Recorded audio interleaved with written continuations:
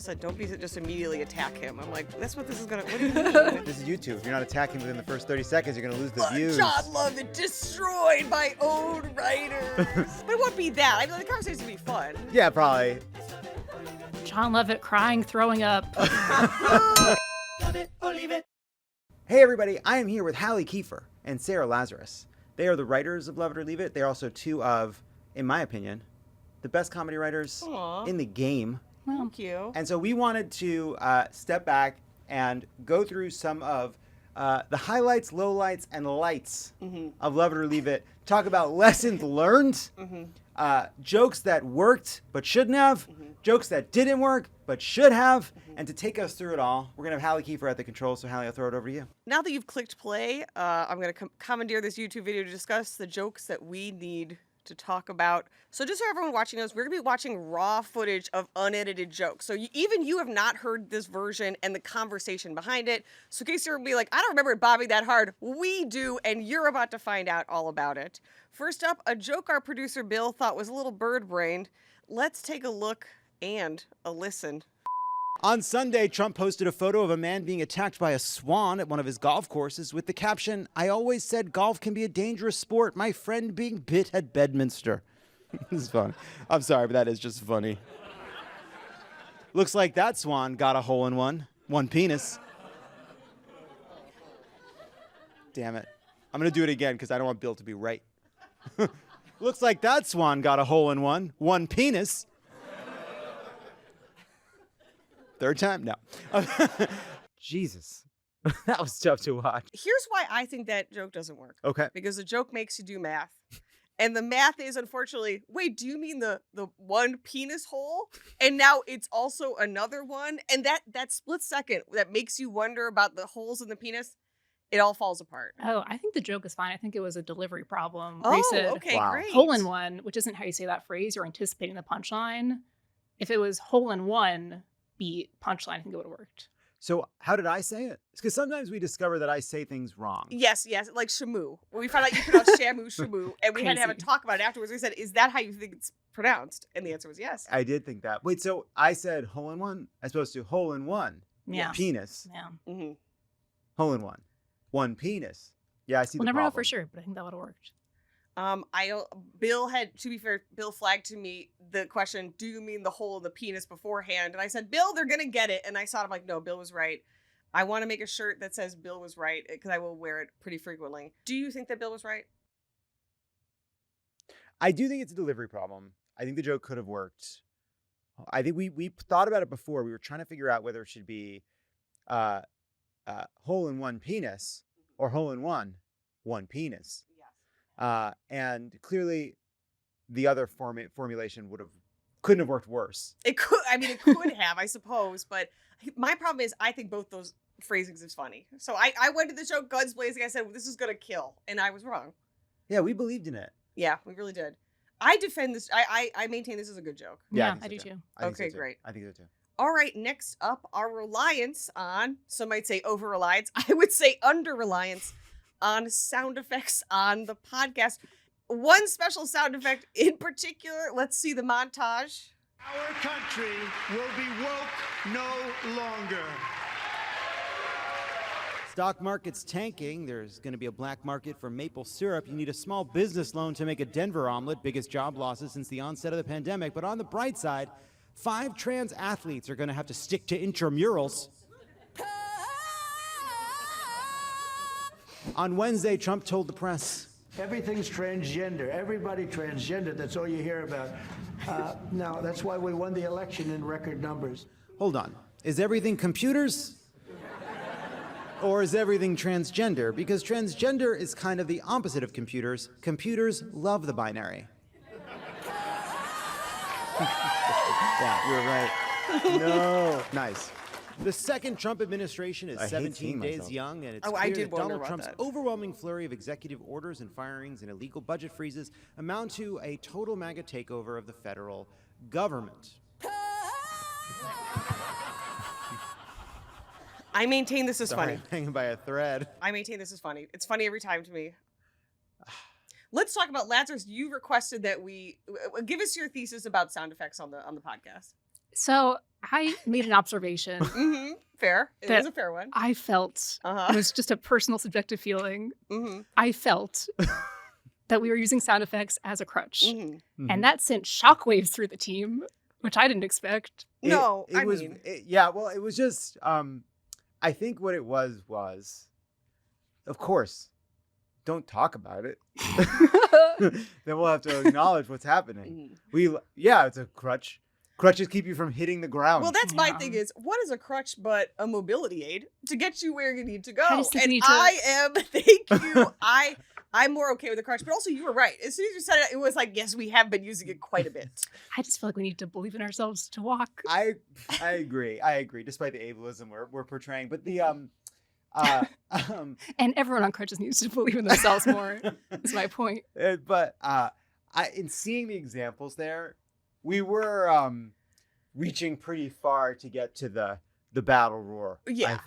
I think there's some. I think we had a little bit of eyebrow blindness. And I will say, if you notice that multiple of those jokes are in defense of trans people about anti-trans legislation, which I do think is a topic we write about pretty frequently, but I think it is hard to come up with fresh punchlines, right?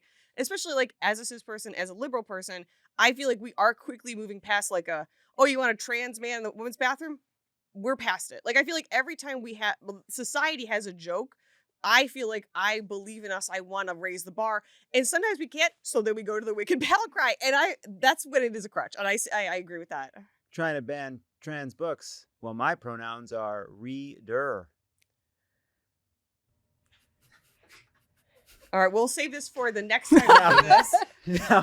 Now, had there been a battle cry? Yes. After that Wait, joke, insert one. Say it again, then we can insert one. I We'll think see. it would have worked. Trying to ban trans books. My pronouns are reader.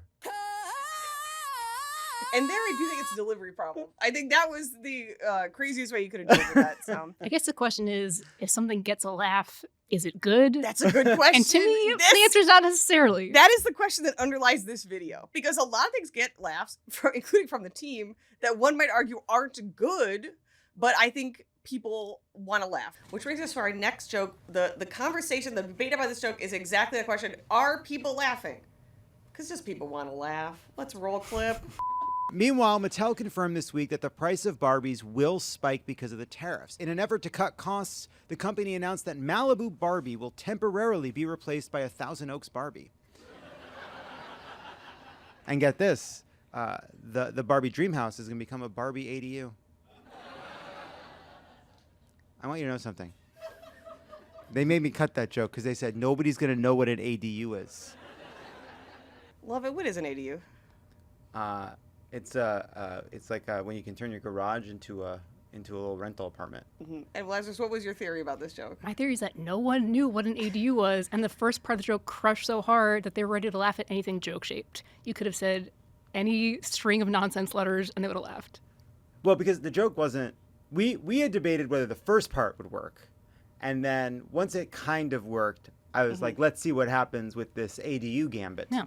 Because we had talked about it, and it kind of worked. Yeah, and I will say that listening to this episode, the main reason people were laughing is this was a banger monologue. So I feel like by the time they got to this joke, they'd already laughed at 5 other jokes, so they were like, ha! Because that is the live experience, and what we offer on our best shows So is you're like. saying that I was spending the credibility I'd built earlier in the show. But you're allowed to. Like, if you have a run of great jokes, you're allowed to have one that isn't as good, but they're laughing because they're like, oh, I'm laughing. It's actually, this is a great, funny show I'm seeing. Yeah. Versus, you might have told this after maybe a row of stinkers, which it can happen, that I think this would have done much worse.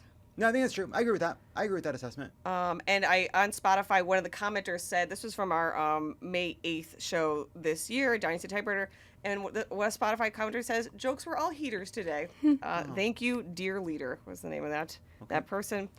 All right, up next. Now, this is a joke that you flagged to us, and it's a joke that got absolutely nothing, and then me and Lazarus have different opinions about why that happened. Oh, exciting. Yeah. Roll that beautiful bean footage. Padilla spoke with the press afterwards where he said this. I was there peacefully. At one point, I had a question.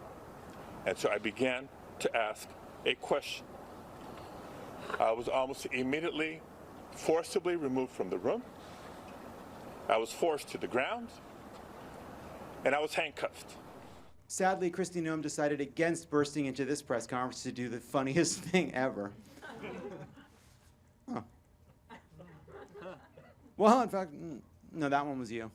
Lazarus, if you want to go first. Well, you go first because I do agree with you, but I think it's Okay. it's a second First of thing. all, it's so funny that even somebody starts to laugh and then he realizes no one's laughing. He goes, huh? And he like shuts it down, which I thought was great. So I think that the issue with it is that the joke format of somebody doing the funniest thing ever is an online joke format. I've seen it. I think that's funny. But if you are not familiar with that joke format, you think they anticipate you saying what the funniest things ever is going to be. So it's not the joke isn't funny. It's just that like they're listening and they're like, okay, he's going to say it. Oh, he didn't say it. Wait, what's the joke? And so it's the thinking that sort of it like gets in front of the laughter. So that's what I think. And then what was your idea? I do think that's right. I think it's also that Kristi Noem is not the one doing the arrest in the first press conference, so it's not really a one-to-one that she would be bursting in to arrest him in the second one. It just doesn't quite align. Wait a second. We think it's different jokes. You and I have a different view on what the what do you funniest think this thing ever joke is. I think the funniest thing ever is Kristi Noem interrupting Padilla to start yelling questions at him, and then she gets arrested. Yes, that's what I also thought the joke Oh, was. I fully misunderstood the joke. But I mean, we Well, saw it the speaks idea to a that, like, problem in the joke, for well, sure. and perhaps that's true. Perhaps we were all right. Because that would end in Kristi Noem getting arrested. But I think that's what it would. Or just her interrupting him to shout questions would be really listen, I think we've identified that there may be multiple reasons. Like any Just a plane stinker, crash, just a full 360. a lot has Yes. to go wrong. 360 A cascade stinker of you need. failures. Yeah. The flaps The aren't backup working. didn't The backup's kick not in. going. It's a new, the pilots haven't worked together. This thing went down. Yeah. This thing went down. And It was truly one of the, like, we've had, we do a lot of jokes, and it was, even that laugh that we hear in Yes. the audio, I did not hear that on stage. It was fucking silent on stage. it was like you delivered it into the void. It Like was- it was like the sound got sucked out of the room. It was insane. Jokes Yeah. for black holes. And Yeah. like usually, and it does speak to your point that people thought the rest of the joke had yet to come. I think there was something like that. Because this audience, when they believe that they've heard, when they feel sure that they Yes. didn't get it, and that they go, huh? Yes, they'll yeah. voice their They're concerns. hooting and hollering. Yeah, for Yeah. sure. But they really seemed like they were waiting for the rest of the sentence. Yes, I that to me is I realize. But again, as someone who is online, and we have talked about recently, like that we are becoming one entity, a collective, and it's because one we all like writerly jokes, but also two, it's like we read the news all day, and so we are online more. So I imagine that we are exposed to online joke structure more than someone who just like I want to go to a comedy show, and it's like. Oh, like I'm sure they'd understand it. Like most people got it, but it isn't this immediate recognition of like, oh, what you're saying about it. Yeah, and I think we're actually good about, the show does not require you to be hyper online, like, and we don't use a lot of like vernacular Yeah. to seem like we're super online. Like we don't like take that voice from the internet and apply it to the show. But I didn't realize that has the opportunity to do the funniest thing ever is one of those formats. And Yeah. I didn't think of it that Yeah. way, but Yeah, that's what me it either. was. We do usually avoid those, I think. Yeah, correctly. I wanted to talk about impressions and sort of your feelings about them. Sometimes they hit, sometimes they don't. And I wanted to show an example of what I Jesus. thought was a genuinely funny impression. Please roll a clip. Oh no. During the meeting, Trump mused about the economic and aesthetic benefits of Canada becoming our 51st state. You know, I'm a real estate developer at heart. When you get rid of that artificially drawn line, somebody drew that line many years ago with like a ruler, just a straight line right across the top of the country. When you look at that beautiful formation when it's together, I'm a very artistic person, but when I looked at that beauty, I said, that's the way it was meant to be. It reminds me of another failed artist I read about in school, but I can't put my finger on it. Finger on it. Can't put my finger on it. Jesus, where was? Yeah, No what the one first told me time? we're doing raw fucking video. Well, No it's just one told me funnier. that. Listen, this is YouTube. It's for the fans, baby. They Going want to through- see the nitty gritty. I don't want people. That's horrible. The What live happened to the this is what the live trust? audiences see. Yeah, I know, but they're not real. Yes, he did scream that at the audience last night that you're small people and that he has a vast listenership. But also, it was funny when you screamed that. So Yeah, it is funny. It is Yeah. funny. What are your feelings about doing impressions? Because I feel like sometimes you're really into it, and then sometimes you get to it and you are terrified. And I wanted to talk about what the difference might be. So, I don't feel confident. I don't. That's not my strength. That's clear. Lazarus, you don't Just even the go for confidence. I think you are good at it, but you aren't confident. Yeah, she was one. She was a phrase behind. Yeah. Yeah. I appreciate that. Came out too slow. I do sometimes like. I think a lot of times people like. Sometimes the impression I'm very loath to do is anything Trump, because I think everyone does a bad Trump, and I just don't want to try, and I don't want to be. I just don't like that. I think I do struggle to commit. Like I struggle in the moment to just go for it, which I think is a flaw, and it speaks to having come to like I didn't get the reps in fucking eating shit at improv on stage. We could take an improv class tomorrow. I think I love improv, and I think to me that's a tool for feeling so confident in these kinds of goofier, like, all right, I got to do a South African accent. That's like the muscle that improv hones. And I do think there's a part of me that still feels like, because Love It or Leave It, it is part political, part interview, part stand-up. It's a late night show. But I didn't get there through stand-up. I got there through speechwriting and podcasting and writing. I feel like a little bit of an imposter, and that comes out when I'm not using like I feel most confident when the show is at the intersection of politics and comedy, where I feel like I'm not the greatest political mind by Hey. I'm not the greatest comedy writer on earth, but I feel like in the overlap, like I have a real like comparative advantage where I bring those two things together in a way that I feel really proud of. When you get into just strict performing, that's when I start to feel like I'm stepping outside of my comfort zone, and I need to be better about feeling like I can do that without wanting to wink and have ironic distance to protect my ego in front of the audience. But I still do. And so it like that's the hesitation. Well, if you're ever feeling uncertain, I think it's good to watch this one, because I do think you generally nail it. I mean, to be fair, it's Hitler. We all have a Hitler, just we all have a Trump. Of course. But I think you really nailed it. And Lazarus, you were doing your Hitler all morning. Yeah, I get stuck in it. On that What do you think are your strongest impressions? I feel like Russian is up there. Yeah, I haven't done that in a while. I will say, I think the thing that I do best. Ooh, okay. I really believe this, because I saw somebody talking about when Stephen Colbert and Steve Carell used to do the waiters that are disgusted by food, and they would get sick. That's very funny. And I truly believe, this, that my impression of someone who's about to vomit is excellent. It is strong. It's too realistic. Here's the problem. I actually don't think it's necessarily funny. It's just good. It's just upsetting. And I think that's what makes it funny. It's just like, oh, that guy, I think he might actually throw up. And that's the essence of comedy. I'm trying to remember, you did a about to throw up thing recently, or like maybe a few months ago. I forget what joke that was for. It's all down. I truly, like, every week my brain goes, forget about those jokes. Just a dry erase board up there. Guys, give me a second. No! Oh, God, I'm going to throw up. I can't commit. Guys, give me a second. You just Breathing. Just projectile vomit, and that's YouTube content, maybe. For the fans. It's like an inverse mukbang. Stop. No! The award goes to. All right, okay. I get so Yay! So we only have 2 clips yet, and one of them, obviously we've discussed it a bunch, and then of course. There's a joke where you owe me a sandwich. Yep. Because we bet on who was right about when the audience laughed. And I'm going to say this. You also said, I think they're going to clap. And I was like, I demand a sandwich, but also that I would give you a sandwich if I was wrong. Let us roll that clip. Then later on Wednesday, Trump fully blinked, announcing a 90-day pause of reciprocal tariffs on all countries except for China, whose tariffs he raised to 125%. Wait, hold on 1 second.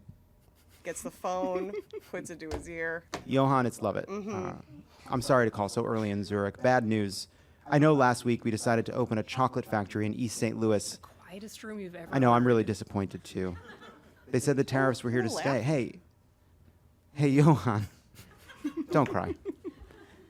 I do think we'll always be friends. Best to Ursina and little Albrecht. Let's not call it Auf Wiedersehen. Let's call it goodbye forever. If that joke worked, Halle had to buy me a sandwich. If it didn't work, I have to buy Halle a sandwich. It's right on the fucking line. It's right on the It's line. not. It Well, not in- almost. I think you fucking won. Fuck. I didn't sell it. It's on me. Damn it. To be clear, everyone else in the room was on Halle's side. Yes. No, yeah. It was one of those me against the world situations. Right. Yeah. And actually, I always appreciate when you fight for it. Halle, you're right. Mm-hmm. You are owed. It was the sandwich of your choice. This is the sandwich you chose. What is it? A turkey and Swiss?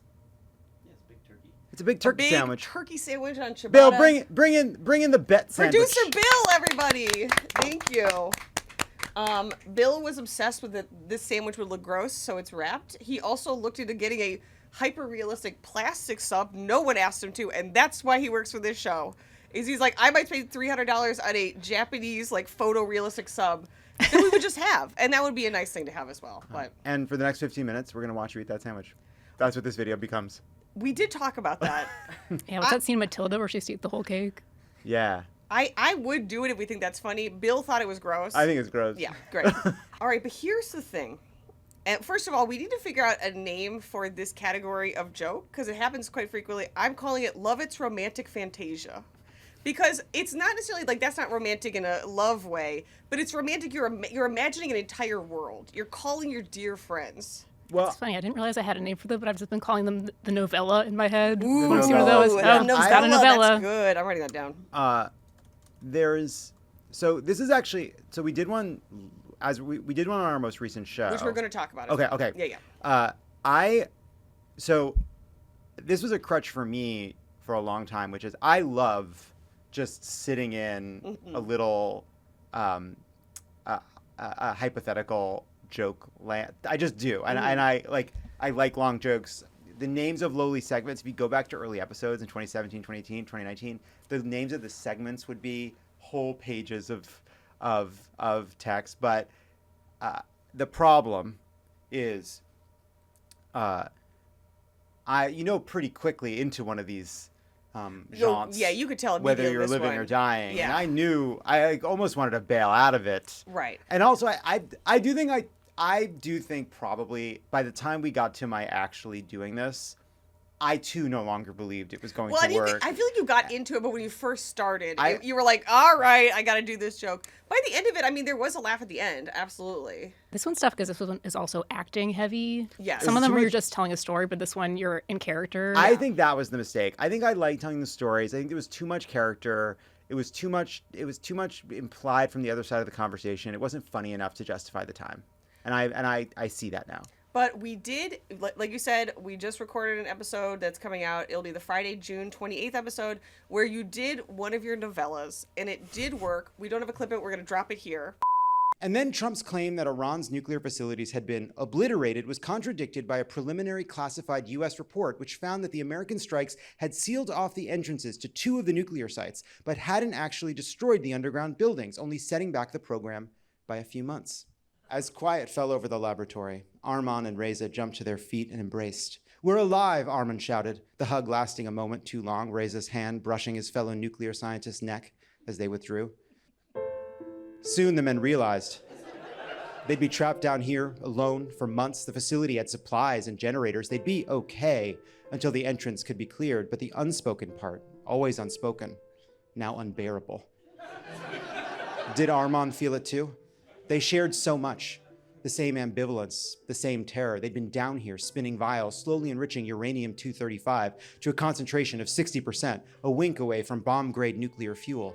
But they'd also allowed another illicit fuel to enrich their hearts, a place no inspectors could ever reach. What about their wives? What about freedom from this place, this life trapped under a rock, trapped between Mossad and Ayatollah, trapped between the light of science and the darkness of ambition? Or perhaps, at long last, here in the rubble of the Shahid Ali Mohammadi nuclear facility at Fordo, were Arman and Reza finally free. We'd love to talk about why we thought that one worked and why the other one didn't. First of all, this new one has music under it, which does add to the novella. Like, it adds to like a romance, like you're building on a scene. And so I think that makes the audience feel safe. And so I think for there, you hear your voice and then it's dead silent. They go dead silent because they're like, oh no, is something happening? You hear the music, they're like, okay, he's telling a story. Like, he's like narrating something, you know? So I think that's partially true. I also think why the previous one doesn't work is I enjoyed the idea. I thought the scenario was funny. And the thing that I thought was funny was it's also stupid. Putting tariffs on and off a country is not going to lead to any kind of manufacturing renaissance because it's happening day in, day out. And so you can't plan, and so like the joke of, oh, there was somebody who was about to open a factory, but now because the tariffs on Switzerland are lifted, they're not. That to me was funny as an idea, but the actual execution wasn't. What worked about what happened last night is having everyone on the team in my head and in the room saying it.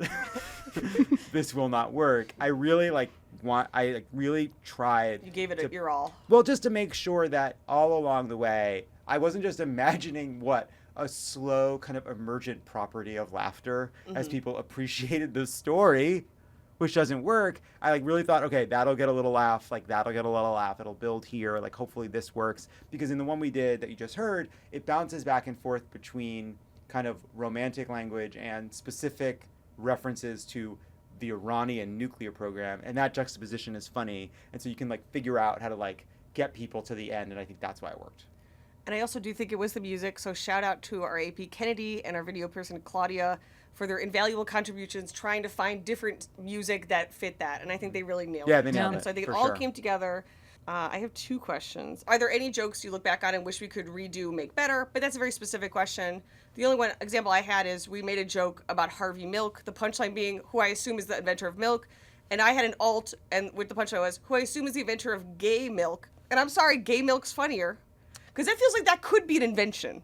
But that's tough because the point of the joke is that you don't know who Harvey Milk is. And if you know enough to say gay milk, you kind of know who Harvey Milk is. So I think you're both right.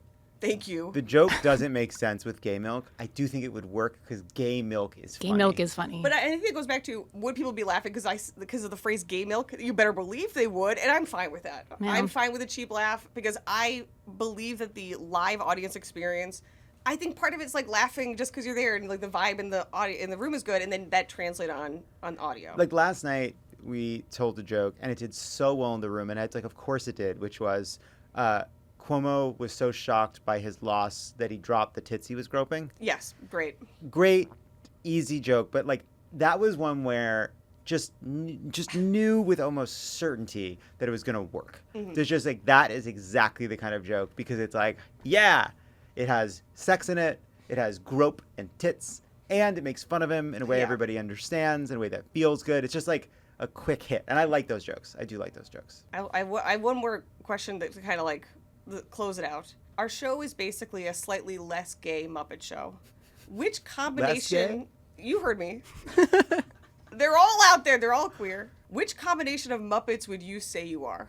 Oh, I actually have an answer to this. Of course you do. I know you people. Here's mine. I think I did it like it was my astrology. Gonzo Rising, Kermit Sun, Miss Piggy Moon. So I feel like Rising, how I present myself, I do have a bit of a Gonzo. Who I am Kermit, unfortunately. I'm a Liz Lemon. No, I like them. I just feel like they're not as fun. And then to me, Sun, I am Miss Piggy. I do have a diva streak that comes out hard that I have to be mindful of. But how would you describe yourself in Muppet? I think I am Fozzie, a thin layer of Fozzie over a core of Miss Piggy. I mean, it's Miss Piggy all the way down. She is the star. I did see you karate chop a frog one time. and I do the hi-ya.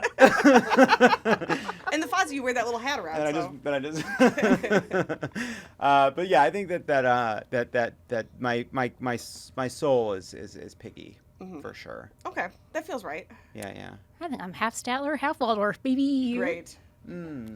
Physically, I am Kermit. There's no, And there there's you no have getting it, around ladies that. and gentlemen. And also, we should just say that we get to work with a bunch of amazing comedy writers who submit bangers week after week. Will Miles, Alan Pierre, Jossie Kaufman, Peter Miller, and Mohamed El Shiki. Writing punchlines that are Trump 2.0 is no joke, and that's hard because all we do is write jokes, That's and right. we wouldn't be able to do it without them. So thank you. Well, thank you, everybody. Thank you for letting me put you through this weird exercise. I had a great time. I hope you did too. And we learned a lot. We did. I think we learned a lot. Maybe too much. Yeah. And that's where we'll leave it. Halle, Sarah, this was fun, mostly. I'm glad we did it. And to everybody watching, please do me a favor and click subscribe, click like. It really helps us build this channel. It helps us build a progressive media company. It helps us make the content that we suffer over for you every single week. And with that, see you at the... Keep it sleazy. Keep it sleazy, of course.